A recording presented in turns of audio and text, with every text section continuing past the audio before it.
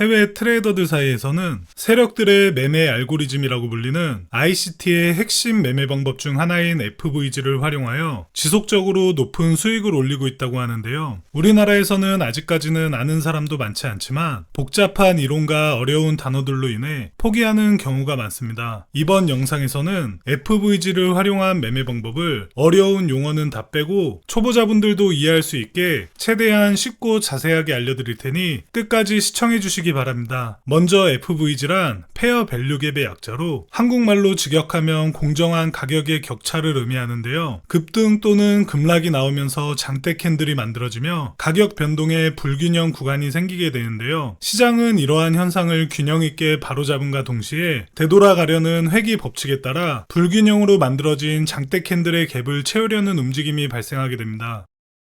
이런 FVG를 찾는 방법을 알려드리면 생각보다 굉장히 간단한데요. 먼저 강세형 장대 캔들을 찾아줍니다. 장대 캔들을 기준으로 이전에 나온 캔들의 고점과 다음에 나온 캔들의 저점을 연결하여 구간을 그려주면 FVG 영역이 되는데, 이 구간은 굉장히 강한 지지 구간이 되며 지지를 받고 상승할 확률이 높아지게 됩니다. 반대로 하락 추세에서의 FVG를 찾는 방법은 약세형 장대 캔들을 찾아줍니다. 장대 캔들을 기준으로 이전에 나온 캔들의 저점과 다음에 나온 캔들의 고점을 연결하여 구간을 그려주면 FVG 영역이 만들어지는데, 이 구간은 굉장히 강한 저항 구간이 되며 저항을 받고 다시 하락할 확률이 높아지게 됩니다. 예시를 보여드리면 장대 캔들을 찾아볼 수 있는데요. 이전에 나온 캔들의 고점과 다음 캔들의 저점을 연결하여 구간을 그려주면 이 영역은 FVG 영역이 되는데요. 상승 후 되돌림이 나오고 FVG 구간에서 강한 지지를 받으며